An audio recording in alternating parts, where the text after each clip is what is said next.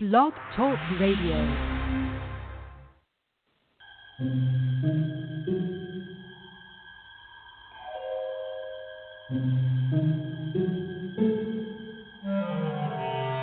Archangels, ghosts, and Bigfoot, oh my. It's just another night for Supernatural Girls. Real stories, real answers to life's biggest supernatural mysteries. And now for another exciting interview with paranormal experts from this world and others. Here's your host, paranormal researcher Patricia Baker, on the one, the only, Supernatural Girls.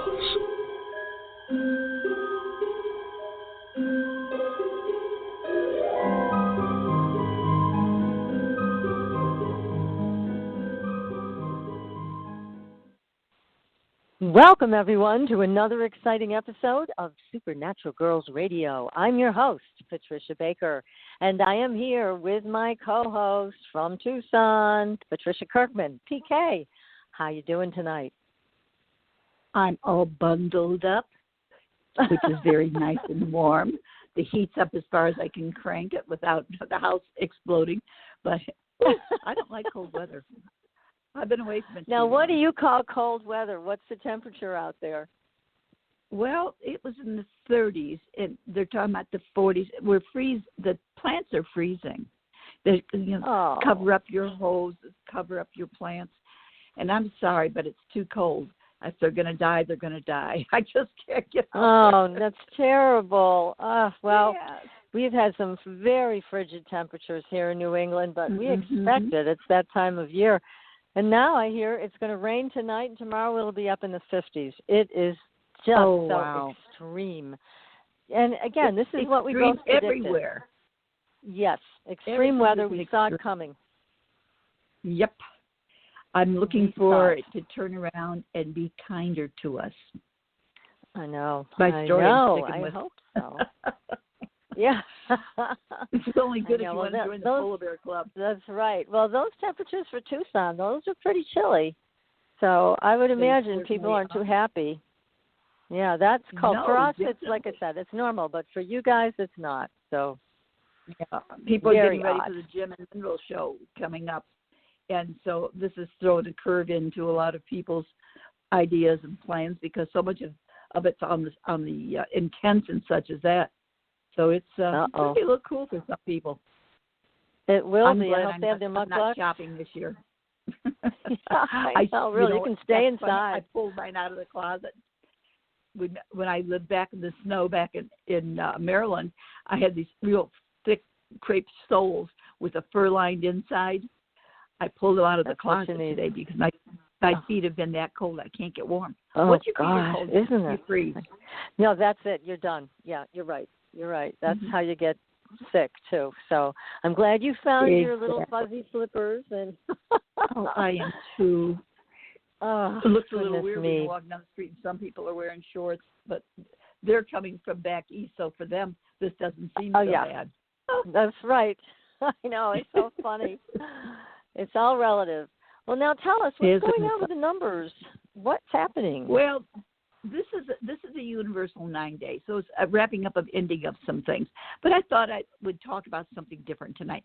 You know, we're now in the time of Aquarius, but everything has its own color in its own thing. Thinking about the fact, from now until towards the end of February, the colors that people are going to be drawn towards or want to wear, even though they may not be an Aquarian, they're going to find they're drawn more to these colors. So people are going to look for fashions that are different, things that are really colorful, even geometric patterns and all kinds of lines and squiggles. And the pant legs are more of a flare, or they're the very tight up short. So you're taking a look at all the styles. Right now, they seem to be very artsy, very creative, all kinds of color. But if you notice, watch what people are wearing, you're going to see wild jewelry, wild colors, and it's just going to make people feel like they want to really go to the masses of things that are different. So how interesting. So just it's going to be interesting. Just watch what people are wearing. Pay attention to what you see them wearing on TV right now. In fact, I watched the morning shows, and I have to laugh at some of the styles. And I thought, wow, I thought those were out of style, but they're back. They're back. So, oh, no. yeah, I've never right. liked those flare pants. Oh, geez. Geometric designs on me, this doesn't work. It does not compute. Not my style. I'll have to stay with my one color, So boring. Well, but that's how but it's the going wild to be. jewelry is going to get everybody. Of course, the Gem and Mineral Show being on, there's going to be plenty of that to see. But it's interesting to see, if you've noticed, instead of the long beads that we've been wearing these last few years or chains, all of a sudden it's creeping up. We're getting chokers again. Oh, my goodness. Well, yeah, it's going to be interesting to watch, that's for sure. And there's so much going on. If you're watching our skies, there was a blood moon eclipse. We saw that. Right. And, of course, so many more UFO sightings that are being reported all over the world. And it's interesting. It's interesting to see, how anybody could say they don't exist is just beyond me at this point. I can't even talk to people who think that way because it doesn't even make sense. So, yes, they're here. Who are they? What do they want? Who knows? Yeah. But they're here. Everybody wants to play the game that let's pretend, because that way they don't think they're going to look foolish because they really don't believe it. But the masses that do believe it and do know it are just kind of sitting back going, okay, wait till it hits them right in the forehead. Then the surprise is going to be like, well, I really knew it all along. Yeah, sure. We know the truth. That is not the case. But our audience knows the truth. They've always been right with us here every step of the way because they're so smart. So we also have some interesting paranormal news we're going to get to. But first, I just want to remind everybody to visit PatriciaKirkland.com and schedule your numerology reading or talk to Patricia about a numerology class. And also contact me for soul realignment. I just did another one the other day. It was so fascinating. It really does give you a unique lens to look at yourself, your life, your lifetime, your soul. Let's see if you're in alignment or out of alignment. It's just so much fun. It's great work. It's very powerful. Feel free to contact me. I'm on the website, supernaturalgirls.com. And make sure you follow us on our Facebook page where we have some terrific paranormal stories this week, as usual. And guess what? We have a new intern, Haley, who is fantastic. She's doing our live tweets during the show, and she's helping us out with a new newsletter and other exciting things for social media. So, Haley, thank you so much for all your help. We so appreciate you. And we have a very interesting story. Well, lots of them are on our Facebook page, so make sure you go there. One about mysterious native curses and the Mothman. Did you see that one? I sent it over to you. Incredible. Yes. Wasn't that? I opened that up, and I was in shock because it looks like X-rays of the Indians all the way across the top of the page. Yeah, it was a very cool picture. See through. Oh, yes. Yes, and that was on Mysterious Universe. They have some great stories that we share on our Facebook page, and they always have great writers like Brent Swanser and our dear friend Nick Redfern who contribute to all of this. And this one was by Brent, and he talks about this horrible event that happened with the Native Americans. Right. They were trying to actually make peace with the soldiers that were at the Point Pleasant, West Virginia area. And instead of being able to negotiate peace, which was their goal, they were slaughtered. How horrible. Right. And this Chief Cornstalk is how he was known, cursed the land for 200 years as a result of this horrible and unnecessary slaughter that was just fueled by, I don't know, some kind of insanity on the part of the soldiers. And so much went so wrong when the people came over from the UK, from Great Britain to England to here. And so anyhow, after that, there were some very odd occurrences. There were some very big disasters in the area. And then they said after 200 years, it started to go away, which is interesting. But in the story, one of the things that they're questioning is if this curse had anything to do with the appearance of Mothman. So we may never know, but it's an interesting thing to think about because Mothman, as you know, was there in Point Pleasant, West Virginia, before the Silver Bridge went down, taking many people with it. Right. Mm-hmm. So look at all the deaths that took place during that 200 years. I mean, it's just incredible. As many as 320 people were killed and burned as prisoners. I mean, it's just, when you look at the amount of people that were lost during that 200-year period, that was one curse and a half. It certainly was. Nope. You just don't want to mess with these people. You know, they nope. these chiefs and these medicine men and women, you just don't want to do that, but they did it. And so, as a result, here we are talking about disasters that occurred on that land, and Mothman, who nobody, it's still a mystery, no matter who we have on here with cryptids and Chasing America's Monsters, when we have Jason on last week, nobody really has an answer about Mothman. Was Mothman here to warn everybody, or was Mothman here to cause trouble? So we still don't have an answer to that. We keep asking, don't we? Well, one day we're know. going to talk with someone that'll have the answer immediately for us. Yes, I'm waiting. We hope so. We hope so. We may have to just get a hold of Mothman himself and ask him directly.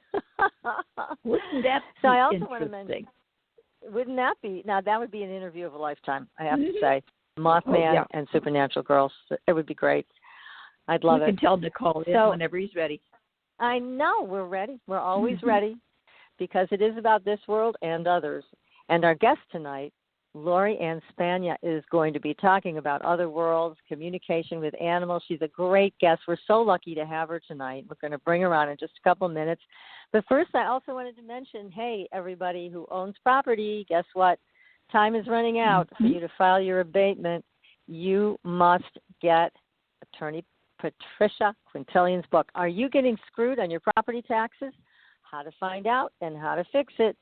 This is your last chance, because as many of you know, at the end of January, which is coming up soon, you're going to hit the last day that you can file an abatement. And if you don't, and they've made a mistake on your record card, or they're charging you too much for something you don't have, which has happened, then you're done.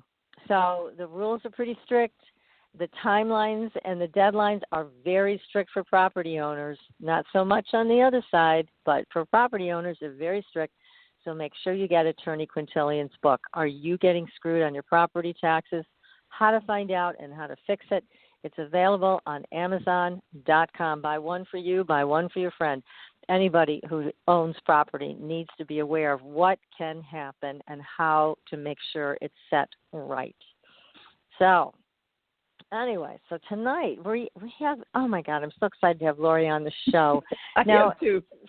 I know, she's just great. Now, for over 20 years, Lori has transformed the lives of thousands of people and animals around the world via her Channeled Ascension Guidance, intuition, sacred energy healing, and animal communication and telepathy.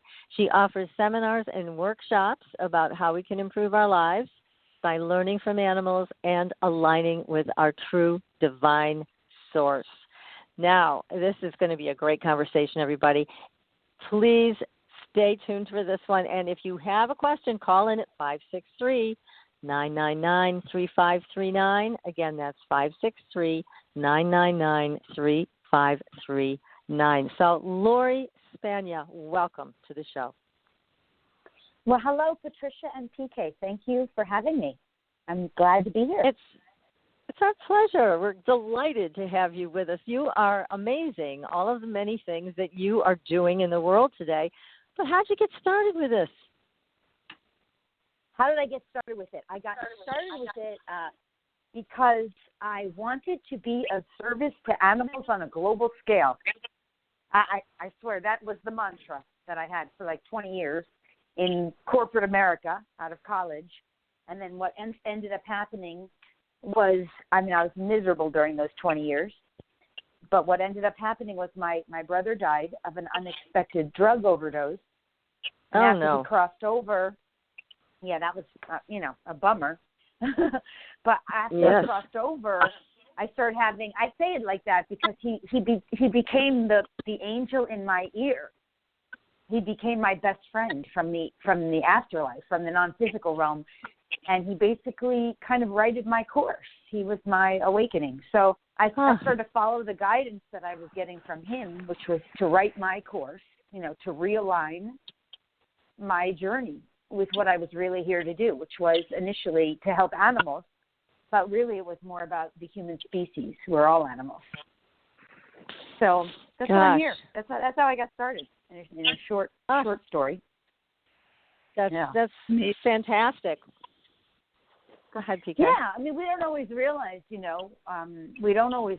that a lot of times if we don't hear, you've heard that saying, if you don't hear the wake-up calls, the first few whispers, after a while you get kind of like pushed over.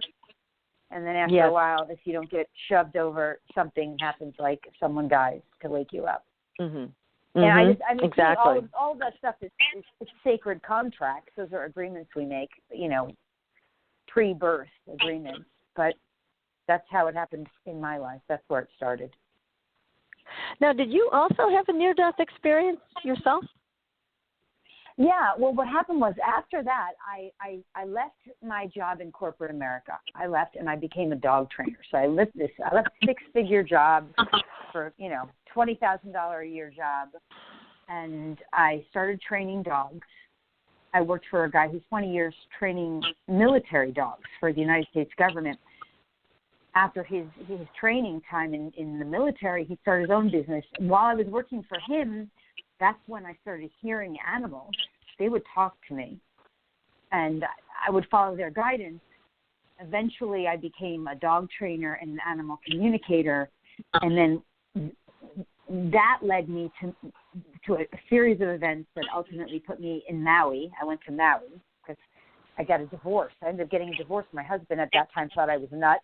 He wasn't into the idea of growing or, the metaphysical, the spiritual, none of that. And we both had a lot of growing and learning to do. So I moved to Maui.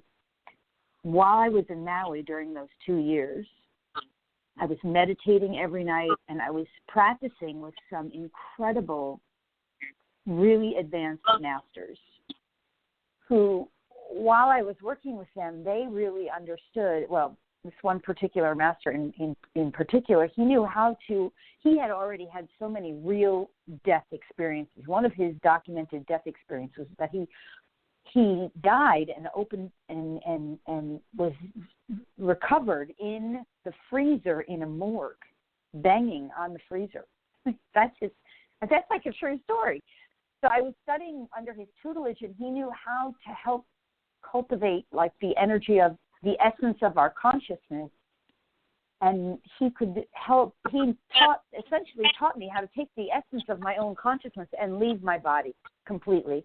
This is an astral travel, if you're familiar with that. That's not what it was. It was literally allowing the consciousness that is known as me as an individual being in a form of a physical body to completely leave. So that was, it's basically like really where you come into, what happened in that situation is it's the realization that, in a sense, the reality that we live on, the physical reality that we live on, is actually non-physical, completely non-physical. Yes. And right, when you come into full reunion with your consciousness, I'm saying you, because anybody could do this if we would learn how. You come into full reunion with your consciousness, everything physical leaves because you become the essence of your non-physical being. That's how that happened. So it wasn't like I was in a hospital. My near-death experience was not a traditional, I'm in a hospital on a bed and all of a sudden my heart stops. It wasn't like that. It was really a spiritual, metaphysical transformation in study with a true gifted master who had himself experienced actually 8 or maybe 9 real death experiences. So, yeah. Wow. Oh my goodness. Well, that's quite a training you went through. Wow. Now, it's amazing though that you started with training dogs. They started talking to you. And one of the things I asked if you'd be kind enough to do is to talk to my dogs for me. And I sent you some pictures of little Gabriel and Hermes. And let's see if we can have a conversation with them. What do you pick up from them? Well, let me say, first of all, both of your dogs absolutely love and adore you. I mean, there's no question about that. And both of your dogs. Well, before I even say this, let me just say this. The fundamental thing about the readings that I do with animals, in my experience with animals, is I'm always connecting with the soul of the animal that is here with the human by a divine appointment. And so the animal is here in service to the human. And the animal is helping their human on their soul's journey. So I don't typically, even though I could get these things, but this is just not how animals use me, I don't typically get things like, oh, I really like my red ball, let's go to the park. I could get those things, that's not what they use me for. So I tend to get stuff that's a lot more related to your life, how that animal, any animal, is serving, supporting, and assisting their human. So this is what I get. Of course, your dogs absolutely love you. They see themselves as angels in your life, and you see them as angels in your life. And it's almost like one of the first things, and of course, they really respect you for who you are and who you become in this lifetime. It's like there's a great deal of respect and admiration and a recognition that you have, in this lifetime, elevated yourself beyond what you yourself even expected for yourself. In other words, you went past even what you thought you could do in this, and they're aware of that. That's true. Wow. Yeah. But there's a couple other really big things here that come in. Number one, there's the whole pointing out of like, it's almost like both of your dogs show me what I see with them is like these sprinkles of gold dust everywhere. And I ask, what does that mean to you? Why am I getting this image of these sprinkles of gold dust from both of you? And they said there's multiple reasons. This is what I'm getting. Number one, we're the angels in her life, which we already talked about that. Number two, because Mommy likes they say Mommy likes a very high class, high caliber of living. She likes a high standard of living. And she does not like things that are cheap or almost the word is like crappy, but that's not really their word. And they are say ratting me out. It's true. And they said this is even important and relevant because, and here's the big one, Mommy, they do use the word Mommy to describe you. Sometimes they say my mom or my dad, but in this case they're saying Mommy is what I'm hearing, is at an important choice point in her life. This is what I hear. She's making an important choice in her life. This is not an overnight choice. She's been making this for a long time. Choice for her is about how she's going to do what she really loves full time and be able to afford a quality of living that she's always become accustomed to. And she's sometimes on the fence about this. She doesn't always know how to fully swing it. And part of how did they know this? Amazing. And I've never spoken to you before. We've never spoken before. Right.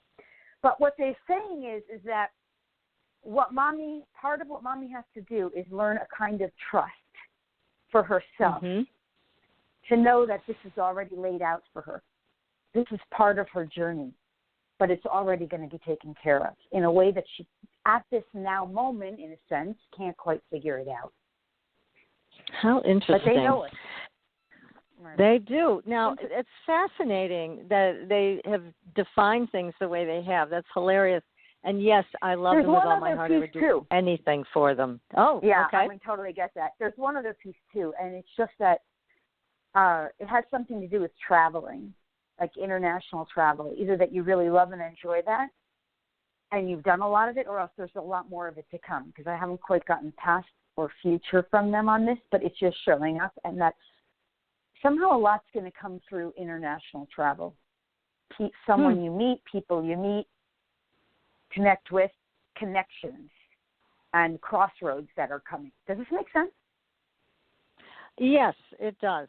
In a very unusual way, it does. Yes, very interesting. What about this? Yeah. Now, when you talk to them, when you talk to dogs or cats or horses or whomever in general, and especially with my guys, they're a little older now, and I was wondering how they're feeling physically. Okay, well, so now when you're asking that, I can tune in for you. But just so you know, I mostly, when I connect with an animal, I'm always going straight for what they want to share with me. And that's what your animal shared. So if there was a physical issue that really needed attention, that would have been what they shared with me. I'm not picking up any, which is a good thing, right? That's good. Yes. I'm not picking up any physical issues with either of them. The only thing I am noticing, hold on, with Gabriel is a kind of sense of, I'm not sure if it's discomfort in the buttocks area or the rear of his body, or a little bit of somehow disconnection from his hind legs, or almost like a tension there. Does this make sense to you? Yes, it does. Yes. Yeah, he's a little unstable sometimes. Right, I've got that. Right. Asking him for a little more clarity on this. And it's not, okay, first of all, we just moved some energy, which is really good. Actually, we just did some clearing on something. But it's not, for him, discomforting, but he's aware of the imbalance. And the imbalance, it is connected to you. You understand? Because we all share energy. We share energetics with our loved ones and the people we interact with, and the animals share that with us too. So it's almost like this instability or this uncertainty, especially as it shows up in the rear of the body, it is linked to the part of you that's holding on to the past, and that's not entirely certain and steady about the future. So it's interesting how these symptoms can show up in our dogs. And so clearing anything that we clear within our own emotional body and mental body makes a difference for our animals' health. So that's a good thing to know. Absolutely. Because, you see, that's one of the key primary missions of our animals. The animals, all animals on planet Earth have three primary missions, one of which is to be the healer to the humans they live with. And even if they're not an animal who lives with a human, they still are acting as a healer to the area of Earth that they live on, or to the environment where they live. So, like, for example, whales and dolphins are healers of the waters. Yeah. So that's a primary mission. So the animals who live with their humans are always healing the human, helping them to become more aware, helping their humans to become more conscious and aware of the energy fields that they share together. Well, they definitely know more than we do. There's no question in my mind that animals are much more sensitive to other dimensions, to other entities, and they have an awareness that goes far beyond what we could even imagine, and we're so limited sometimes that way. And I'm very grateful for all the animals that have been in my life, and especially these two little guys. They have just been amazing passengers on this journey with me. And I can't imagine being without them. That's the only thing that brings me great sadness, is that we outlive our pets. But that's just how it is. Can I give you a little piece of insight on that? Yes. This is a kind of a challenging thing for people to swallow, but I promise I will give you the gift of it. When we feel sad for animals, even sad about the concept of them leaving us, we're actually giving energy to the very thing we don't want. And that gives that actually creates it, right? So that's it's hard to say and hard to change in a sense, because if you give sadness to the idea of them being without you, in a sense, you're actually accelerating it. It's happening. Well, we don't want that. That's an upsetting thing. No. Right, we don't. But here's the solution. I promise it comes with a gift. And you will be amazed how powerful this gift is, how much it works. And by the way, it will work with your human loved ones too, as well. And what you want to do is, even if you think or feel that, you just catch yourself. But you immediately always want to be saying and just affirming to the universe at large, whenever you remember, you just say, my choice, desire, and intention is that, sorry, phone's ringing in the other room, is that my animal companion, you can say their names, lives as long, strong, happy, healthy, and well for as long, strong, happy, and healthy, and well as they possibly can. Now, that statement to the universe, see, the humans are trained, we believe we have no power over that kind of thing. But in fact, when you make that statement like that, no emotional sadness or grief, just my choice, desire, and intention is this. To whatever degree it's possible. You have no attachment. You're just making a statement of truth. That's your choice, your desire, and your intention. To whatever degree it's possible. You're actually lining up with that reality. You're actually increasing, dramatically increasing. It's not, I can't measure it because I don't have that ability to calculate that, but I absolutely know you will be amazed. That will be more of what you experience. That's great. Now, is this, I know you've written a lot of beautiful books, Lori. Do you have that statement in one of your books? You know, I don't think I actually have that in one of my books because when I wrote those books, I don't think I knew that. I've learned that over the last 10 years. And those books, the animal books, I wrote them over 10 years ago, actually 10 years ago. But those are things I teach in my classes because I teach animal communication, I teach psychic development, and I teach a class called Vibrational Energy Healing and Meditation for You and Your Animals. And I know I teach it in there, and it's definitely written in the handouts and the material. So. Oh, that's great. Yeah. Now, we're going to take a very short commercial break, and we're going to come back because we have so many more questions for you, and we want to hear about all the many things you do. And PK, I'm going to ask you to call in again because your phone is still creating the interference. See if you can switch to another phone. That might help. But we're going to take a very short commercial break, everybody, and we'll be right back. You are listening to Supernatural Girls Radio. Are you ready for a new experience of freedom and powerful connection? Would you like a positive, effortless change in your life? Then come to CosmicFusion.com, where we offer the most advanced energy clearing and expansion techniques in the world, with a quantum vortex energy to activate your divine blueprint and life's purpose. When your soul leads the way with cosmic fusion and quantum vortex energy, you can break clear of past difficulties and blocks with the power of the source. With cosmic fusion, the source energy does the work for you. It's easy and effortless. Listen to our free meditation right from our Cosmic Fusion website, the Cosmic Code Meditation.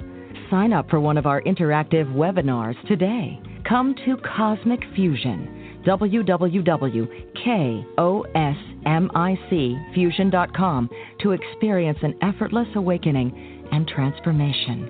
Are you ready for an upgrade? Are you ready for a new experience of living in the fifth dimensional magic and powerful connection? Then visit CosmicFusion.com today. CosmicFusion.com. Astridian is a family of cosmetic products with 98% pure ionized minerals. We combine our science with a blend of essential oils to nourish and take care of your skin's health. How does it work? All Astridian products contain the proprietary redox technology, having the capability of simulating an ionic zinc-copper superoxide dismutase effect. This free radical scavenger currently in your body has been diminished by toxins and the daily stresses of life. It is a perfectly balanced mineral complex that all $200 an hour dermatologists, their professors, and ancient history have proven. Redox technology is a process of reducing the skin's oxidation by transferring electrons from a radical state to a stress-free normal condition. Oxidative stress is a form of cellular aging, and as science has proven, a precursor to disease.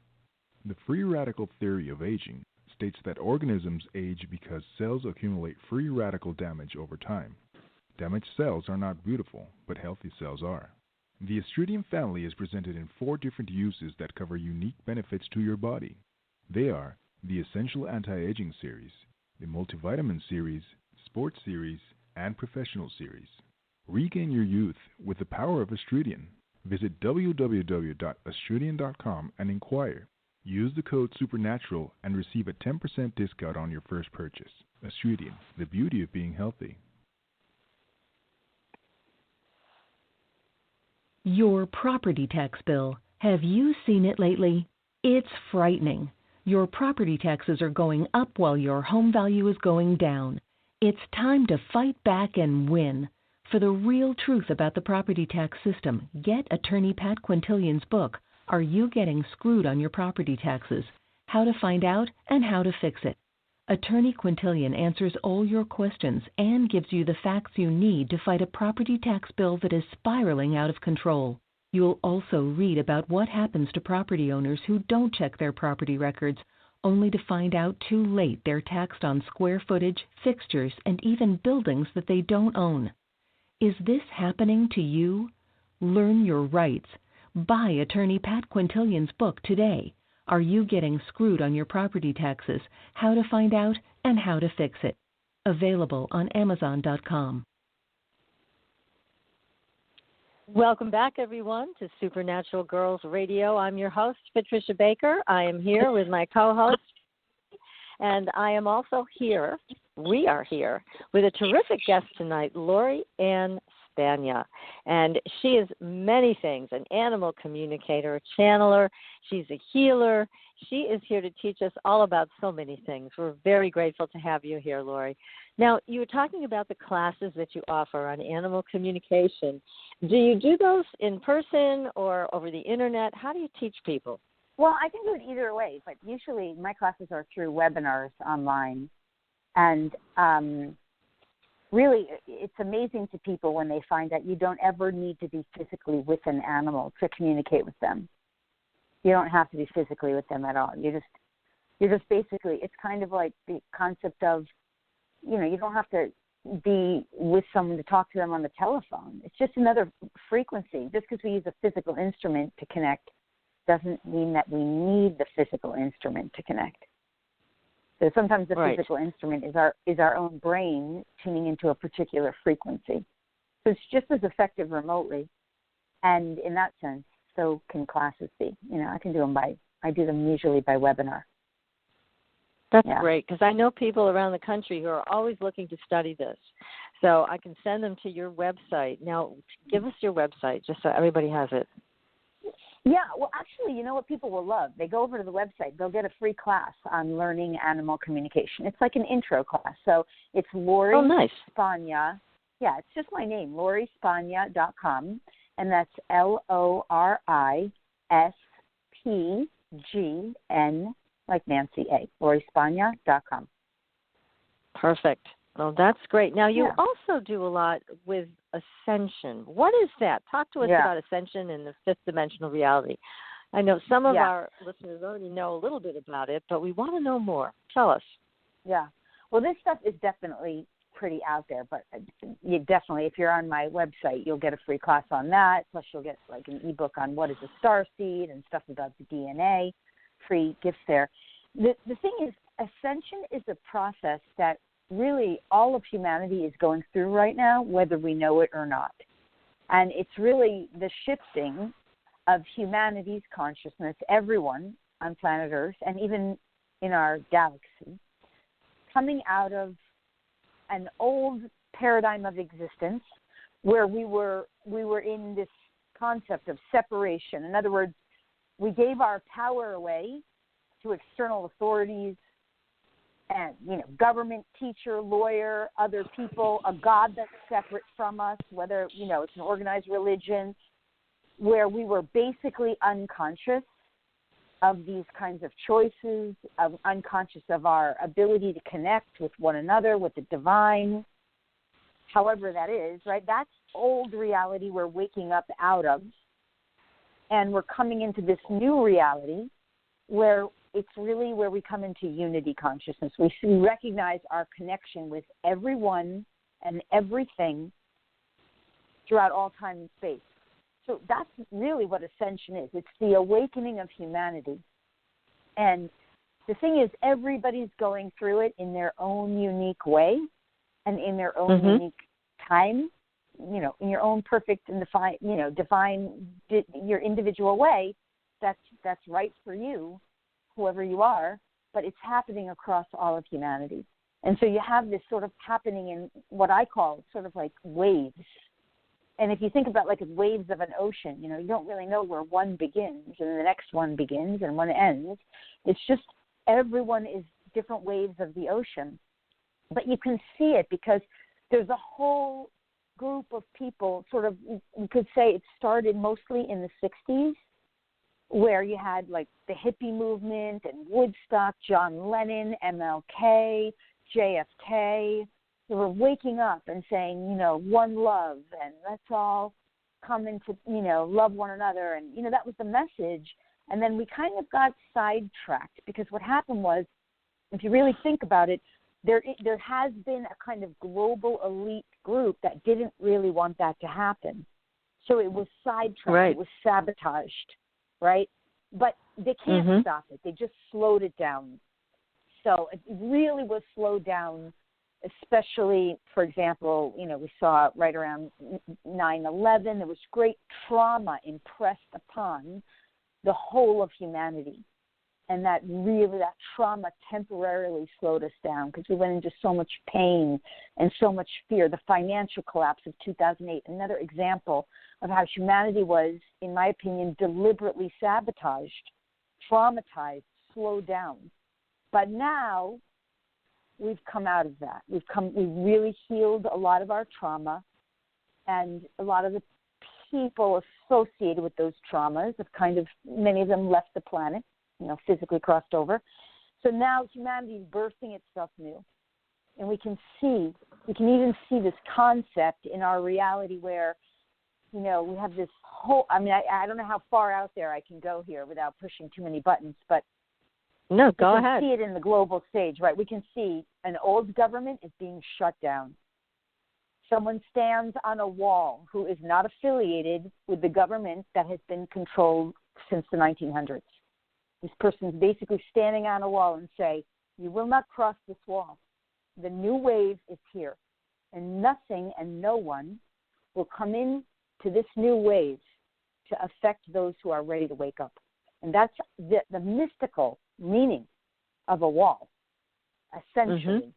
There is a new way, and the old regime is not allowed to enter into this new way of being where all of humanity is being given a choice now to wake up and to take more responsibility for our unity, for the greater good of all of humanity. We've all shifted out of the old regime. Me, I, me, mine, right? I don't care if, you know, like that old regime is, I don't care if I pollute the oceans, I just want to get my oil. I don't care if I screw everybody, I just want my money. That's the old regime. I don't care if everyone gets sick, I'm going to lie to them through commercials that tell them they need drugs to get better. That's the old regime.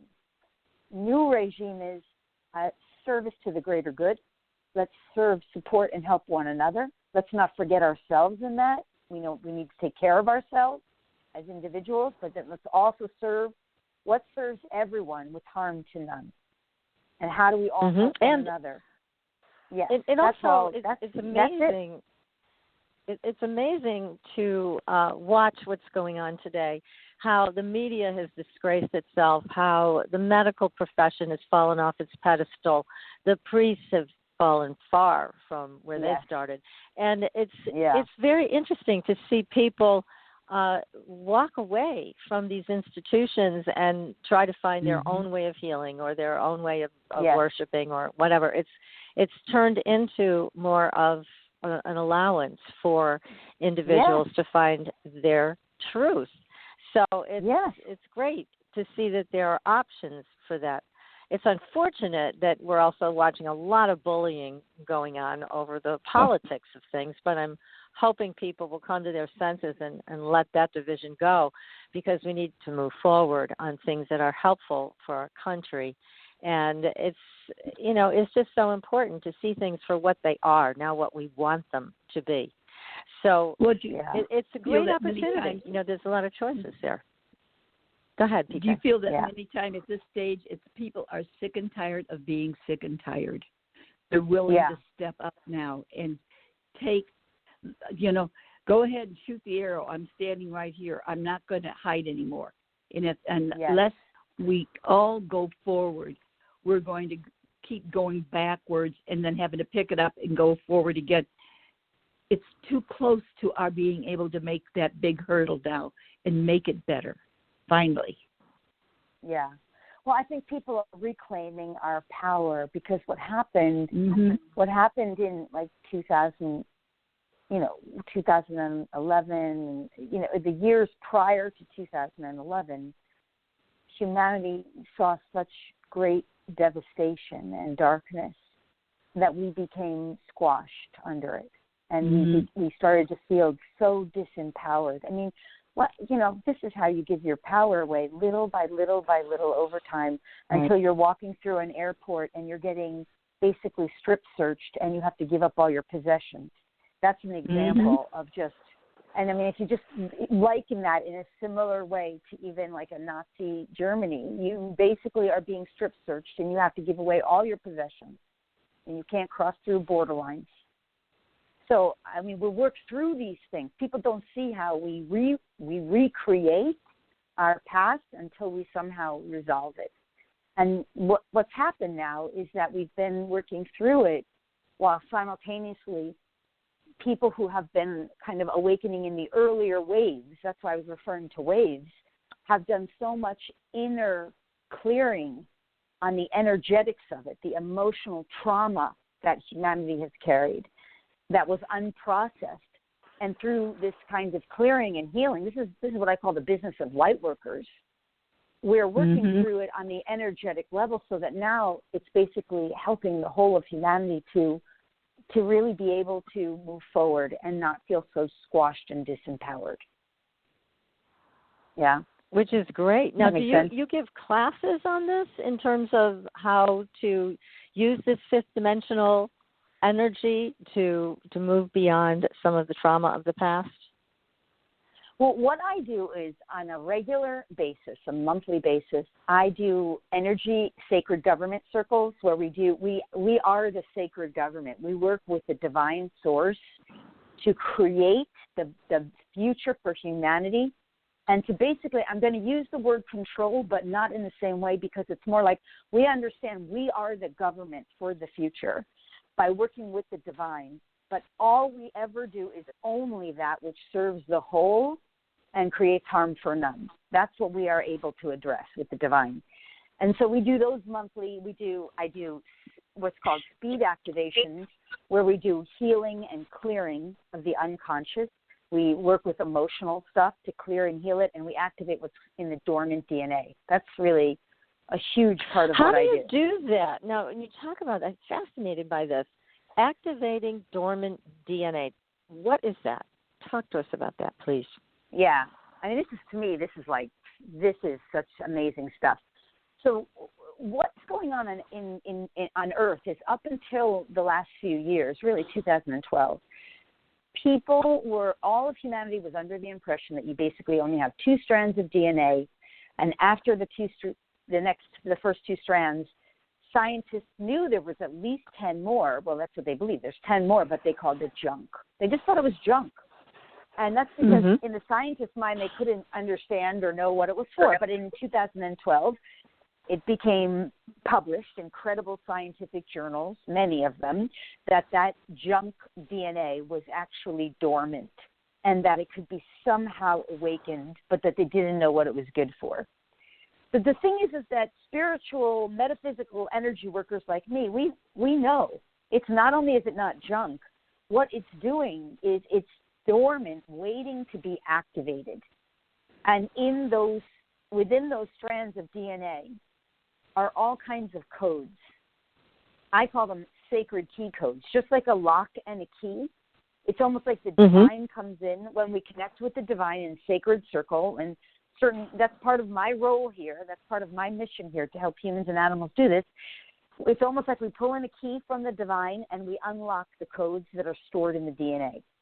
And as those codes are awakened and unlocked, they reveal to each of us our greatest potential, not to mention the solutions to all of Earth's problems. So I don't really concern myself so much with the problems of the Earth. I'm more interested in unlocking and decoding the solutions, which are all stored in the DNA. That's terrific.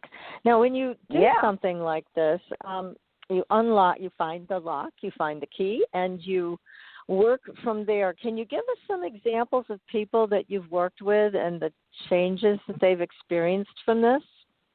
Yeah. Well, first, just to be clear, it's never really me. It's always I'm a facilitator for the work of the divine. But because we do have a universal law here that's based on free will, I basically get the direction and the guidance and translate it for humans and animals so that they can give their consent. And then the divine does the work, although I am absolutely a facilitator, coordinator, etc. And understand it's not just source itself, although that is absolutely my main go-to. It's like this original source of consciousness. You may call it God, you may call it another name, but it is the original source of creation. That's what I'm working with, the clearest, purest source I can access. But we have incredible beings come in. We have ascended masters, Jesus, Mother Mary, Kuan Yin. We have all kinds of benevolent beings in the non-physical world. Our own family comes in, whether they're family members from the stars, in other words, star family races, which some people might call ETs, but these are absolutely benevolent beings that exist in our universe, in our galaxy, Palladians, Syrians, and other beings. They come forward, and we also have, animal kingdom comes forward sometimes, and all kinds of benevolence who facilitate and help and support, archangels, etc. But really, when you talk about what happens to people, this is what happens. I mean, first, it's just the early stages is we become more psychic. What is psychic? More conscious, more able to use our extrasensory abilities. That's what happens first.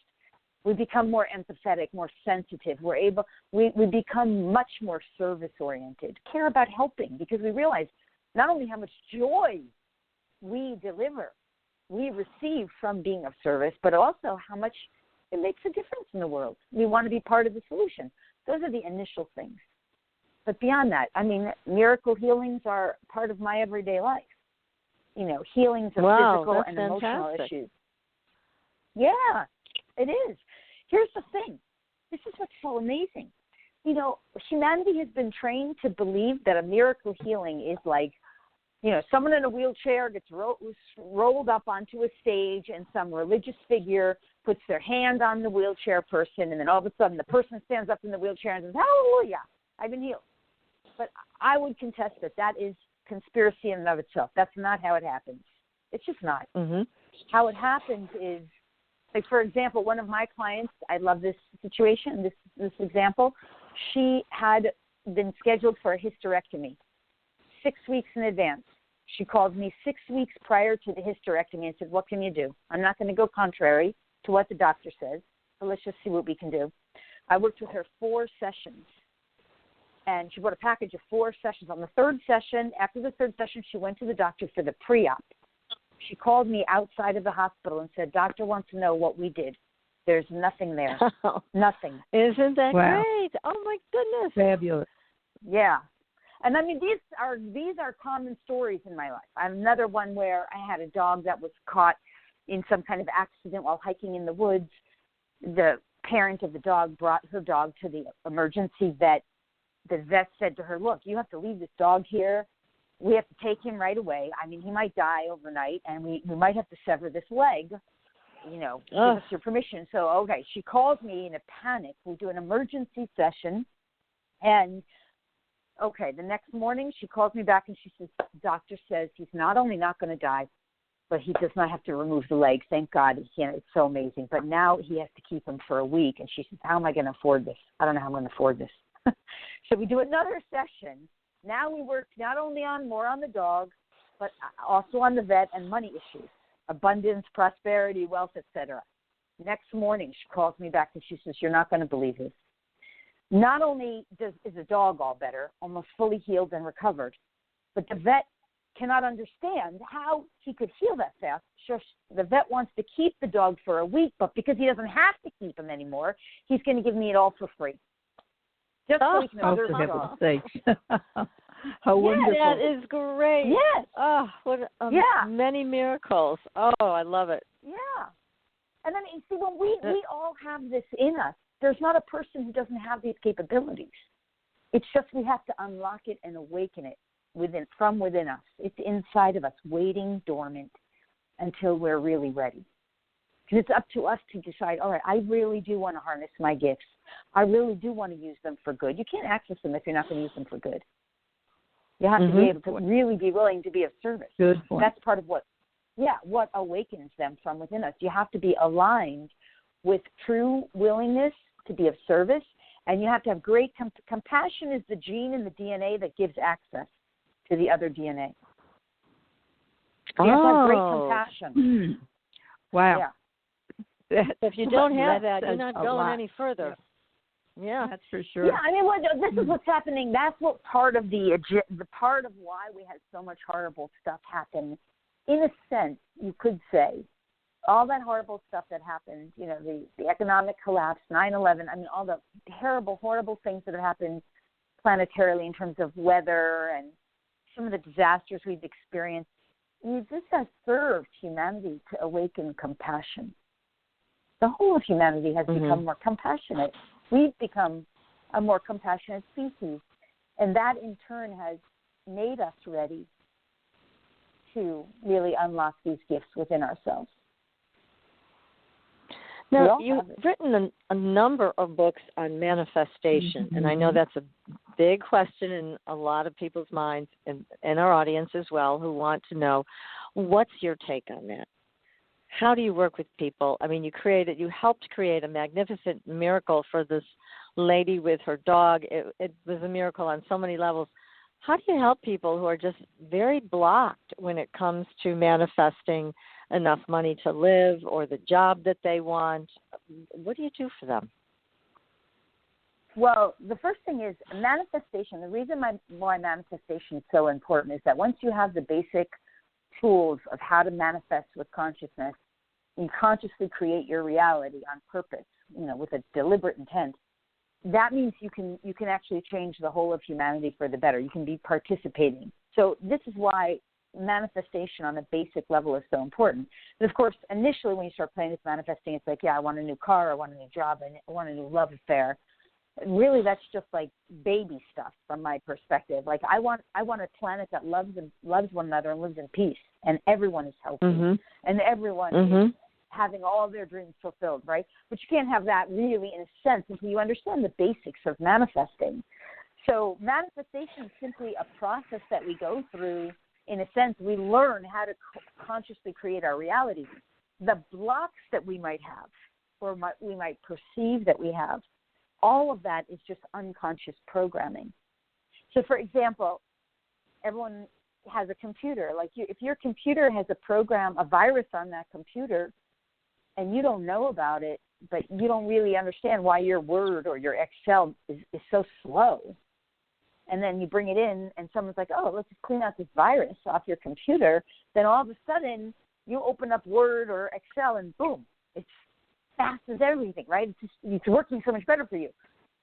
Right. Those are the blocks we have. Our blocks are just things in our unconscious mind. So, you know, a person goes through life thinking, well, I'm just poor and I have no money and I can't make any money, or I'm broke. They don't know what's in their unconscious that's making that. But it's always something in the unconscious that they're just not conscious of, because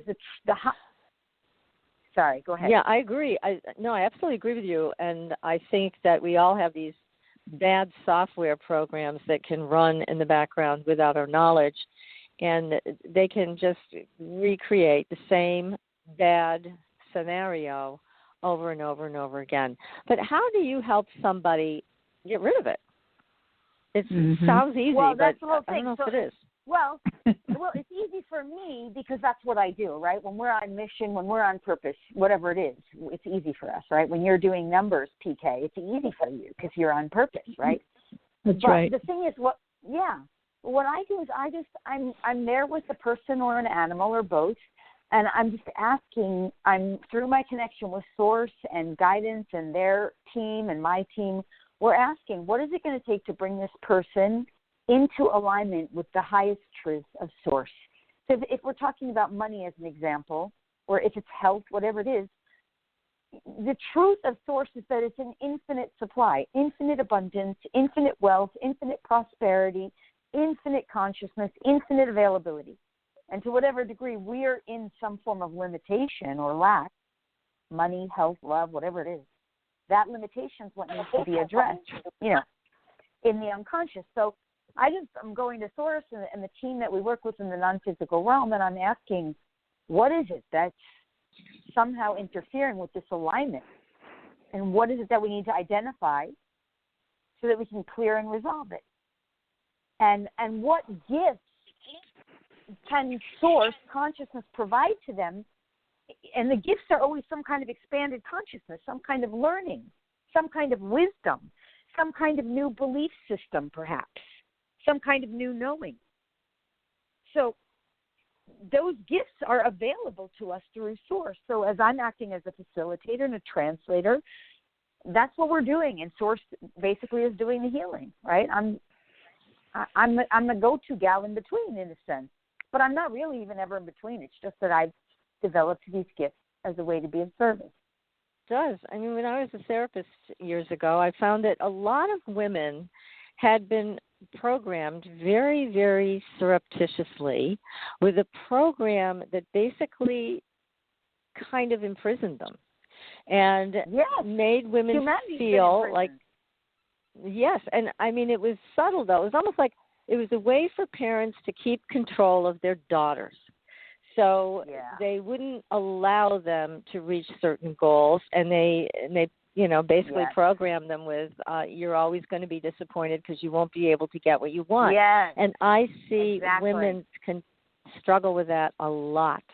And so when you find a program like that running in the background with someone, what do? I mean, you call on Source. I understand that you bring through ascended masters and entities that can help. I'm working to heal it and remove it and replace it with a better program. I'll give you a perfect example. This is a really good one. This is a personal example. For most of my life, I've struggled with weight issues, up and down, up and down. And about a year ago, I actually was just trying to clear candida from my body, which I don't know if you know what that is, but candida is like a yeast that comes from the yeast. Yeah, sugar, overeating of sugar or wine or yeast. I was a bread lover. I'm Italian. I grew up in an Italian family. We ate bread and pasta all the time. And I had an overdose of yeast. So I was just trying to heal that for myself. And I had to go into my own DNA to find the root of it. And the root was linked to my ancestral lineage. Because understand, I can get to all the ancestors. I can get through generations of lifetimes through the DNA, because that's storing up records of our history, right? And I had to find a belief system that was lodged in my own DNA from my grandfather who had diabetes. That the belief was sugar has power over me, and it's linked to the diabetes in my ancestors. I don't have diabetes, so I had to clear it out through my ancestral line in my DNA. Just one single belief, sugar has power over me. Clear it out and replace it with, I have power over sugar. I mean, sugar's not more powerful than me. I'm a conscious being. That very day, for the first time in 40 years, it was effortless for me to say, no thank you to bread, no thank you to wheat, no thank you to sugar. Within 1 month, I lost 20 pounds. Oh, my goodness. Wow. A year now, that was 30 pounds ago. Since then, I'm actually 35 pounds lighter. Gosh, congratulations. Effortless. Yeah, but I didn't even have to do that. You understand? Because one belief, one single little belief that I wasn't even conscious of. That's the kind of stuff that happens. Us is what we're not conscious of.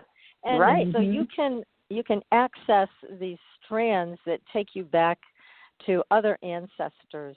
And certainly some of this could go back pretty far, right? I mean, we're talking some people could go back to ancient times, yeah? Well, I can go back to the birth of that unique individual as a soul. So when we incarnate, every soul fractals off, in a sense, from the original source. We're all God in a body. We are all the divine. Divine is all there is. There is nothing else. good, bad, light, right, wrong, ugly, pretty, whatever. It doesn't matter. It's all expressions are an expression of the divine. So all of us kind of fractaled off from source, and you could call it like, well, if you want to think of it like a hierarchical approach, but it's really not. It's like source sort of fractals itself off and then creates more of itself in unique individualized expressions to have experiences, right, and to grow, to learn, to play, to love, to be everything and all that is. So it's possible through the connection of source, because it's omnipotent, omnipresent, omniconsciousness, to trace any soul back to its origin, to its original beginning of its individual self. And so from that point, you're perfect. Yes, every being. And this is what's also wonderful. Every being, every human and every animal has an original blueprint in the DNA. The original blueprint is perfect. Perfect health, perfect well-being, perfect life, happiness, health, well-being, joy, peace, all those things everyone wants, without necessarily the shadow aspects of what we've created. And it is possible for us to restore ourselves to that in this lifetime. And that's the work that we're doing. That's what I'm doing with people and animals. Now, when you communicate with somebody's DNA or an animal or somebody who's passed to the other side, how do you experience it? Do you experience this through actual third eye vision? Do you hear things? How do you do this? Clairaudience? You know, for me, I'm really gifted. I have it all. So I have clairvoyance, which means I can see with my inner eye, my pineal gland, pituitary gland, the master glands in my brain. I can get lots of visual information. I'm also clairaudience, which means I can hear with my inner brain. So I can get voice and sound messages.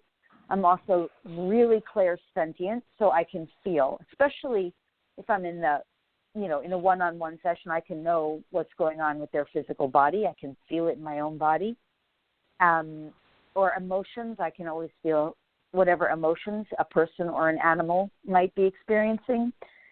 Or certainly if I have the presence of a divine being, for example, like a Mother Mary or a Kuan Yin or any ascended master, I know what their frequency feels like. I know what they feel like.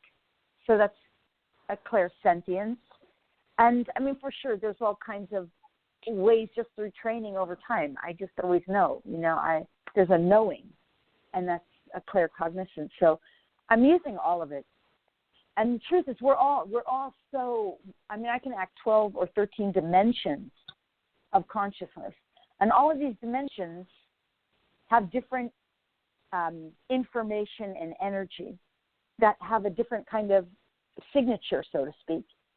So through the process of just working with them over time, I've developed an understanding. This is a universal law. Like, for example, different dimensions.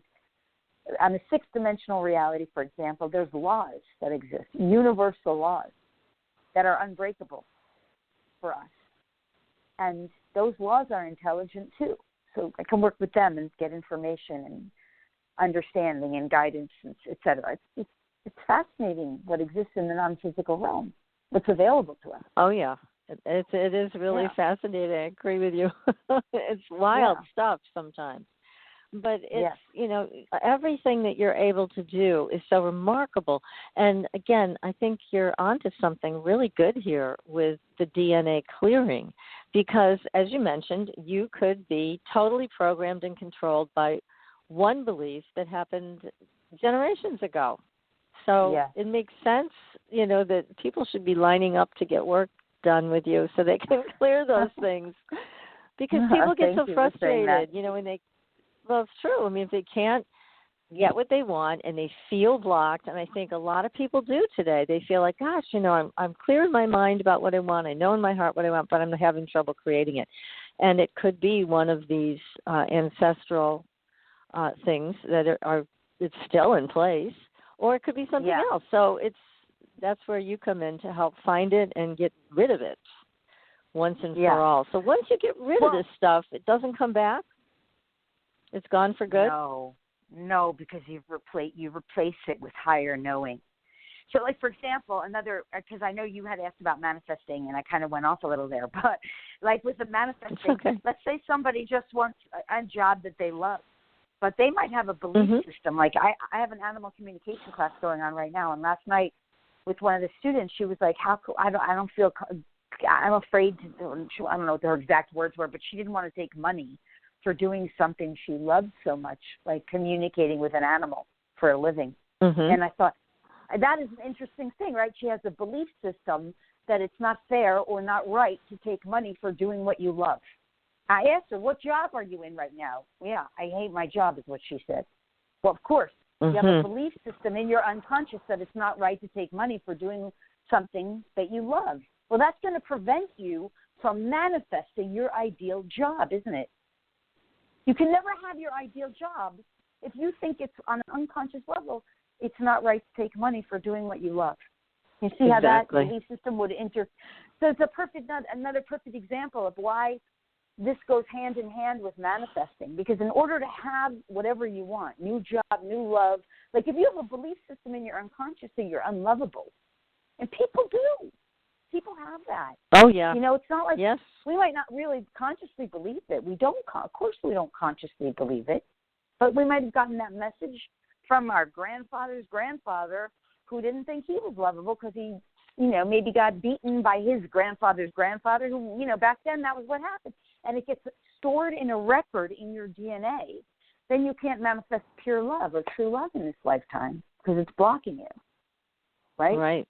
But the basics of manifesting are easy. You basically intend, you envision it in your mind, you say a kind of prayer, you request it, you give gratitude for it, you say thank you, it's on its way to me now. And then you offer it up and you trust. And through trusting and knowing that that's how it works, you just let it be. But we don't do that. We're not trained to do that. Well, why aren't we trained to do that? We don't know. We just haven't learned yet. That's not something we learn in the schooling system. No, that's for sure. Right. It's considered out there, woo-woo stuff, and until you try it and really do it with an open mind, you don't even know. And then if you try it and fail at it, you assume it's not real, but maybe it is just something in the unconscious mind. That's the whole thing. Well, programming of all of us is pretty intense. And as they say, up until the age of 7, everything that you're taught just goes in as supreme law. And a lot of that's very bad imprinting. So to have a technique like what you offer and be able to clear for people, I think is wonderful because a lot of times, you're in it, you don't see it. And so having somebody take a look with you and for you, it's just so valuable what you're doing. Yeah. I think so too. I absolutely love it. A huge part of what I do is I just work with groups of people and their animals, and we're working in groups to really, because there's so much of this stuff that everyone carries, and we can clear stuff for the whole group all at once, and we can clear it through all our lineage. So a really good example of one is what I call divide and conquer. Divide and conquer is a program running on the unconscious. And if you think about divide and conquer, it goes back through bloodlines, teams, separation. You see it in politics, Democrats, Republicans. That's divide and conquer. Anytime, it's me against you, anytime two people are having a fight, like even in your family, there's a divide and conquer program running. So it's hard to have peaceful relationships in all areas of your life if you've got divide and conquer program. It's unconscious. People don't even know it exists. Right. Yeah. It can be cleared very easily. And when you clear it through your bloodline, all your ancestors benefit. The whole of humanity benefits. I love doing this work. I love it so much. I can't tell you. I get in a group. We start doing it. It's just, and everybody by the end is just blissed out, so happy because we've just come so much more fully. Full into alignment. Right. Exactly. Now, doesn't that sound great, PK? Maybe you can get some help with your back with Lori. You'll have to talk to her after this show. Yes, you've had that for a while. If we have time, we could do some on the show if you want. I don't know when the breaks are, how much time, but I can tell you that. Go ahead. Oh, go ahead, Dad. I want to hear about clearing? Well, I can tell you this. When there's back issues from an unconscious perspective are always linked to one of two things or both. They're somehow linked. Number one is a feeling that you have to put your needs behind you and put other people in front of you, or someone else or something else becomes more important than your own needs somehow. So you're somehow serving sometimes. Does this make sense to you, PK? It certainly does. Yeah. I mean, a lot of people carry that, right? So, So somewhere on an unconscious level, there's this belief like, oh, when is it going to be my turn? Or, oh, I'll just put my needs behind me right now. I've got to take care of this person first. I got to take care of them first. Oh, I'll do it later kind of thing. That kind of way of operating, so to speak. That's one thing. The other thing that has to do a lot of times with back problems is I'm not getting the support I need. Someone's not supporting me. And that makes can sense. really, also contribute. And there's one other piece that's also sometimes involved with the back, because the back is behind us. So sometimes it's also linked into things from our past. And if it's based on stuff from the past, it means we still haven't fully released it, right? And so the healing, if there's a healing to do with this, it's going to address, at least that's where we would start with those kinds of issues. Because once they're cleared out, and you understand, these kinds of beliefs, they're not just lodged in the brain. It's like you don't just have a belief in your brain. The brain is just a tool that kind of processes beliefs and belief systems. But the belief systems are energetically anchored in the consciousness of the being. They're lodged in your mental and emotional bodies, which are energetic. It's like you can't point to an emotional body in the physical world. No, it's not emotional. It's not a physical body. It's an emotional body, and yet it's part of the totality of who you are. No doctor can locate that, not really.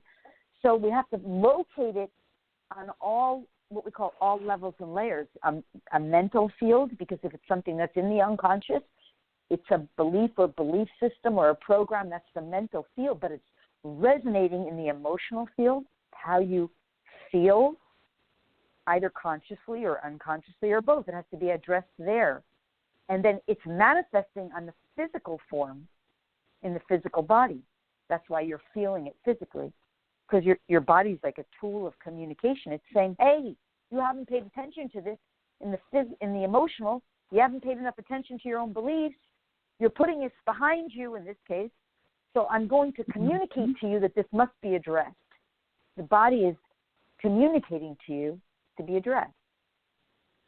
That's, as a healer, we're just going through all those levels. And, of course, on a spiritual level, what's waiting for you is some expanded consciousness, which is going to be something along the lines of like, I deserve to take some time for myself.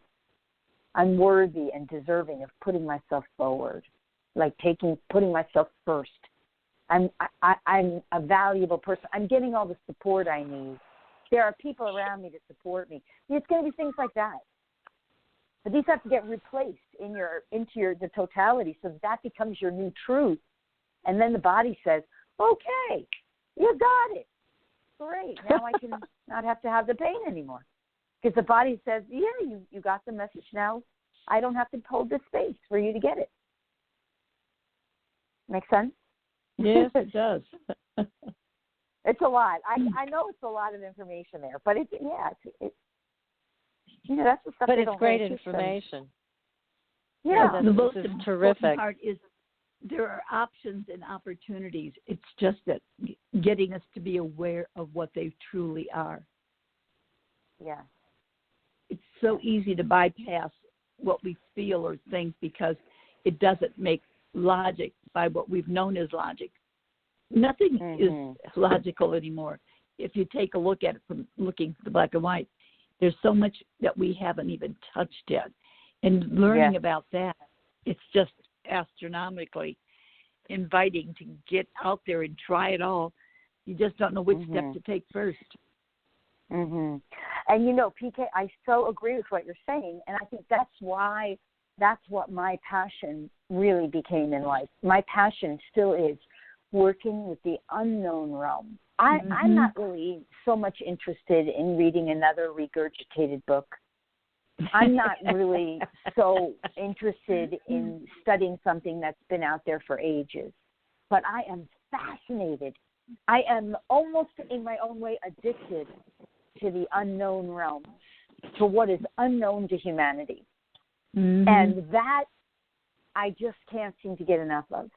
So to me, I'm always putting myself in situations energetically, through meditation, but also conscious conversation with the divine, conscious conversation with my own team of non-physical beings, conscious dialogue and conversation, yes, with my brother who crossed over, with animals, with their higher intelligence. And I'm asking questions always.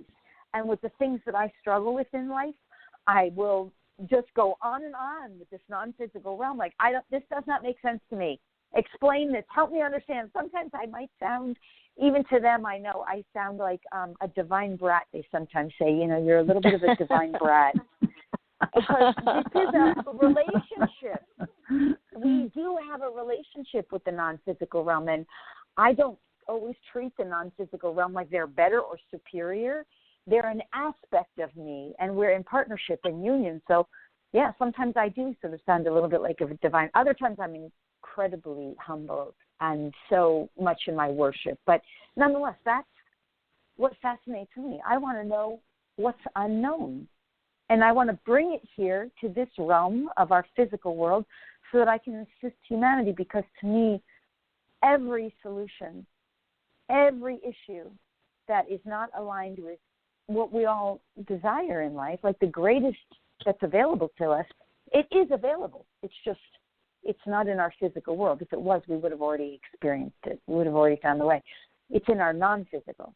And so if we can bring that into our physical world, that's where the joy is. That's where the solutions for our world are the solutions. That's where our happiness is. That's where our health lies. It's about coming into alignment with that which has been unknown to us prior to now. And it is available to us. That makes perfect sense. And it's wonderful, again, that you're available to help so many people. Now, I have seen some of your videos where you've actually done healing for the whole group. Oh, yeah. Yeah. That's very powerful. I love that. I love doing it so much. I do once a month. I live in Florida, and once a month I do these gifted group events at Unity Church in Jupiter, Florida. And we'll have, like 50 people in the room or something, sometimes more. And we just, when you have a group like that gathered of people who come together for basically a unified purpose to, gain healing and clarity and come into unity with the divine, amazing things happen. And so that's what we do. That's what you were looking at. I videotaped those. And healing comes forward, channeled information comes forward to help us and to serve us as we're awakening. Oh my God, it's so wonderful. I do this every month at Gifted for the local community here. Yeah, I love it. Yes, what a wonderful Wish we lived closer. Do you ever do that on Skype for people or any other type of Facebook event so that people can do this over the internet? Yeah, through webinar. That's the once a month. I do them on webinar through Sacred Circles. So anyone who's on my newsletter or connected to my community, they would learn about that through the newsletter. And of course, I send out weekly newsletters to tell people when we do them, and then they can register through the webinar. And then I've got lots of that on YouTube. So even if you're not local, if you watch those on YouTube, the energy is live. Understand, even if you're listening in delayed playback, it's source, unlimited. It's not limited to time or space.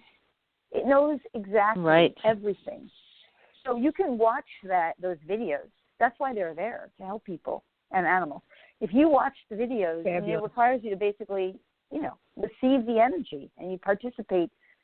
Source is never limited. The energy is live, even if you're listening months or even years later, or whenever. Yeah. So you can still That's benefit. You go to terrific, YouTube yes. and search my name. Yeah. Yes, that's where I first found you, and I thought you were doing something extremely powerful, and I was intrigued. So we're so grateful that you're on the show with us tonight. And again, people can find you at your website, which is lorispagna.com, correct?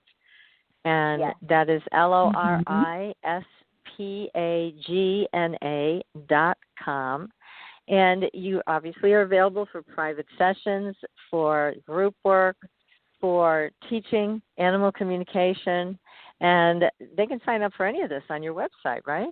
Yeah. Well, I'll just say one thing. I actually don't really take too many privates anymore. I kind of stopped doing that. Most of my work is with groups now because I can do much more service with groups.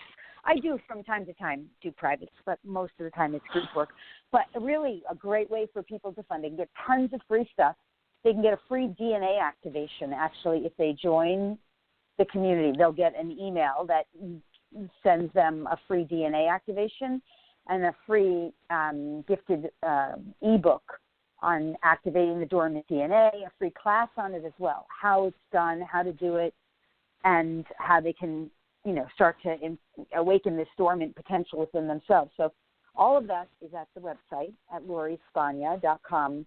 And then, of course, they can go to YouTube. Tons of videos with, live energy healing and lots of wonderful classes on YouTube. All of that free for whoever wants to benefit from it, to help people and animals. Fabulous. Lori, this is off key of what we've been talking about tonight, but you had mentioned in one of your sessions about star people. Years ago, somebody told me that those that were star people, there would always be a marking in the palm of their hands. Is that true? Well, there's always a marking. I have a marking. I'm a star person. So I have a marking. Mine is on my leg. People could be anywhere on their body. It's not necessarily in the palm of their hand, although maybe a palm analyst, which I'm not a palm analyst, but I have many friends who are, they may say there's a marking there. In that case, I don't know because I'm not a palm analyst. But I absolutely know that if you're I'm a star seed, what I call a braided star seed. So a star seed is someone who is totally connected with their star family, always working with their star family, and knows themselves as a member of the star family races seated here for humanity at this time to help humanity awaken. We all have star markings. It's also in our astrological charts, which most of us will be able, most of us have done our astrological charts and we can find it. Right. It's also very often in the numbers, which you might find interesting. Yes, I do. And the reason I asked was because years ago when someone was doing my palm, that's what they told me. And they showed me where it was. And how you hear things and life goes on and you don't think about it. And going and researching some of your work that you have out there, I went, oh, my goodness, I wonder. We do forget. And unfortunately, there's so much out there for us we need to remember. Yes, we do. Well, Lori, thank you so much. Oh, you guys, thank you so much. It's been so much fun. I've so enjoyed our conversation and our time together. What a delight for us. Absolutely. We're going to have you back. Thrilled. Yes, we do. Absolutely. And I'm sure they'll be running to your website. And in the meantime, everybody, we'll be back with another show next week. Until then, we'll see you on the Blue Highway. Good night, everyone. Good night. Thanks so much. Been a joy. Thank you. Thanks for listening. Tune in next week for another radio adventure with Supernatural Girls.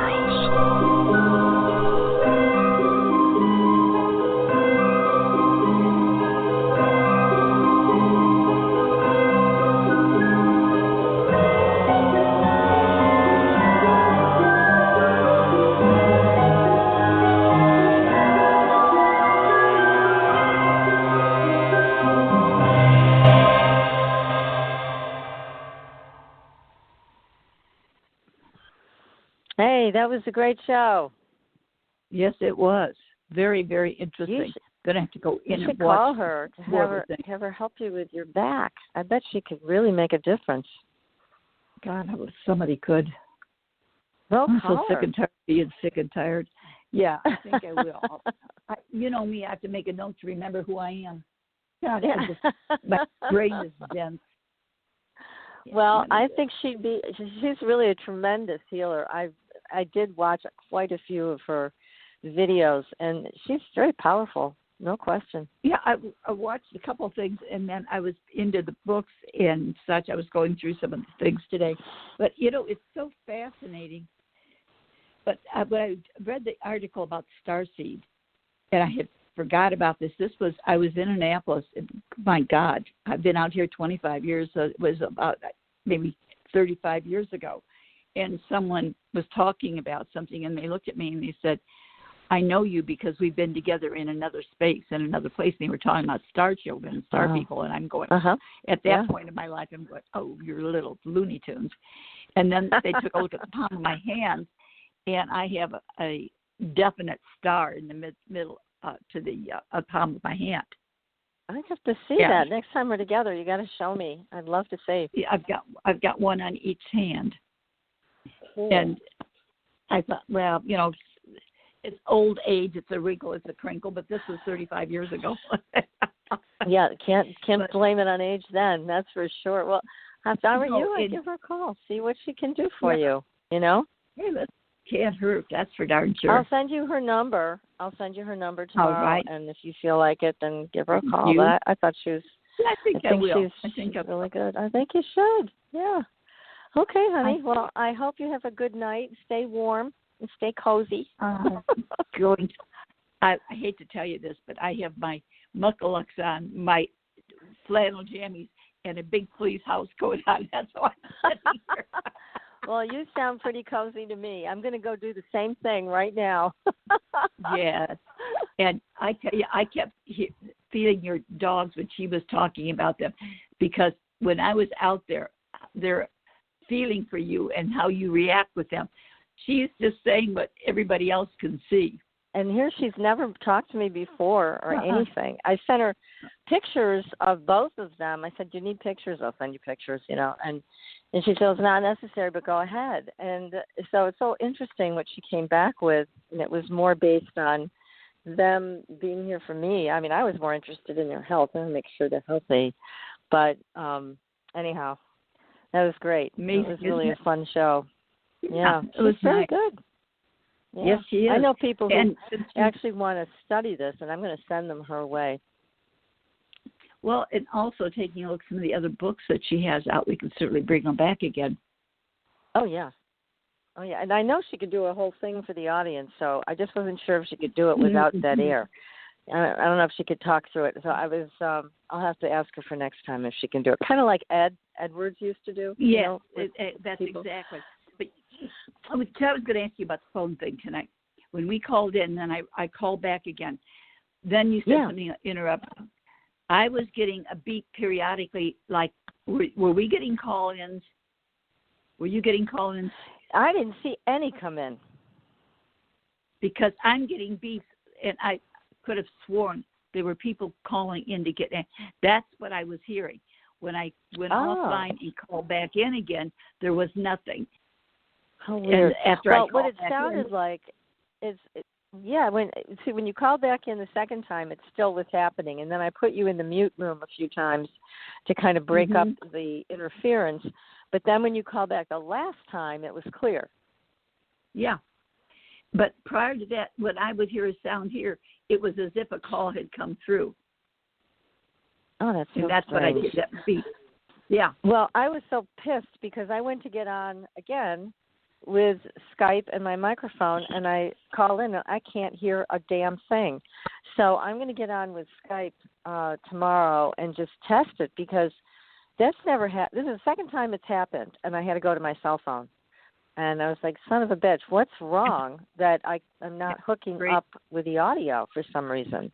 I checked all my settings. I went through one thing after another, and I couldn't find it. So who knows? It is crazy. All there is to it.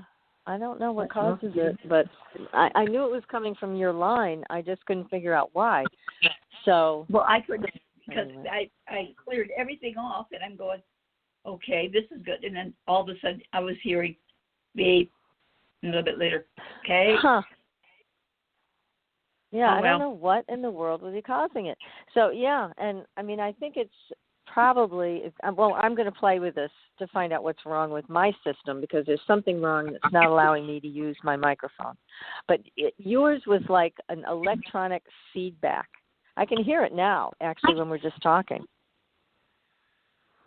I'll be darned. See, and I can't hear anything. So, yeah, see, at all. we could hear it, but you couldn't, and it was coming from your line because when I put you in the mute room, it stopped. So that's how I knew it was you. But I don't know why it's happening. I'm going to have to call Amy and find out if she knows anything with that. But hopefully we'll be able to use our microphones next time. That makes a big difference. That would be so nice. Yeah. Did you ever get your Skype fixed? Yes, he was here. He laid everything's late, but it doesn't do any good when I can't use it. I know. Well, let me figure out. I'm going to call Amy tomorrow. Did you try to get on through Skype, or did you just use your phone? I tried earlier to get on through Skype, and there was some static going on, and because it's so cold here, it's unusual. Wires get screwed up. It's like when it's a real severe rain. So I thought, well, I'm not going to fool around with it because I didn't want to make the show bad. So I just went straight to my phone. All right. Well, I'm going to call Amy tomorrow and see if she has any ideas on why this might be happening. And I'll try to call Kim on Skype and see if I can hear him and he can hear me. Okay. Then I'll know it's the board. If I can get through to him and he can hear me, then there's something wrong with the board. So, all right. Well, look, we'll have a good night. Stay warm, honey. I'm going to give it a shot. And I can't believe you're going to call Kim. Yeah, on Skype. Not tonight. I'm going to go watch Project Blue Book. I've been waiting for that since yesterday, so that's my thing I'm going to do now. In my jammies with my heating pad. Okay. I'll talk to you tomorrow. Take care. Good night, dear. Bye-bye. Good night.